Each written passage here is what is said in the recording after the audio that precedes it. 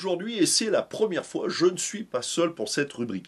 En effet, je vous demande d'accueillir la très connue Madame Masque Covid-19 qui est venue nous rejoindre tout spécialement afin de répondre à quelques questions que j'en suis sûr nous nous posons tous. Bonjour Madame Masque. Merci d'avoir répondu à mon invitation. C'est une grande joie et un grand privilège d'être là avec vous afin de vous voir, si je puis dire, en chair et en os ou en papier ou tissu. Bonjour, c'est pour moi une grande joie d'être avec vous, monsieur Bruno, dans votre pause café.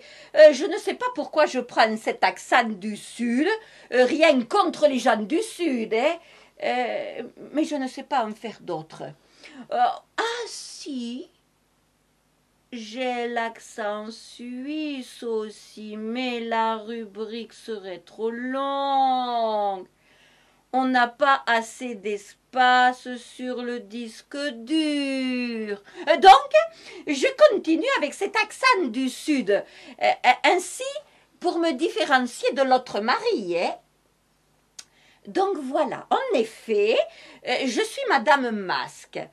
Et même Madame Masque Internationale Masque. Eh oui, je représente les masques du monde entier. En attendant qu'on aille sur la planète Mars, bien évidemment. Donc, je vous ai invité afin de répondre à quelques questions que se posent les internautes. D'abord, vous demandez, pour le port du masque, en mars et en avril, lors du développement de la pandémie, vous nous disiez que cela ne servait à rien. Mais oui, tout à fait, monsieur Bruno. Ça ne servait à rien. La raison en est très simple. Et c'est mathématique. Scientifique, vous voulez dire? Mais non, mathématique. En mars, en avril, nous n'avions plus de masques, donc c'est évident, ils ne servaient à rien, puisque de toute façon, nous ne pouvions même pas en donner au personnel soignant. Donc, si nous n'avions pas de masques, le mieux, c'est de ne pas en porter. De toute façon, il n'y en avait pas, donc, s'il n'y a pas de masque, eh bien, c'est que les masques ne servent à rien, c'est QFD. Ah bah oui, comme ça c'est plus clair. Mais depuis quelques semaines, le discours des hautes autorités sanitaires a changé, puisque maintenant vous nous dites le masque est obligatoire même pour certaines villes à l'extérieur.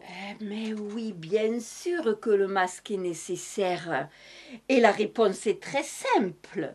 Elle est aussi très mathématique, monsieur Bruno. Aujourd'hui, nous avons des stocks de masques dont nous ne savons que faire. Donc, bien sûr, il est obligatoire et donc devient de ce fait nécessaire, même dehors en pleine nature.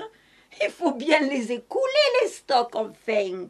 Mais attention, soyons écolos. Ne les jetons pas sur la voie publique.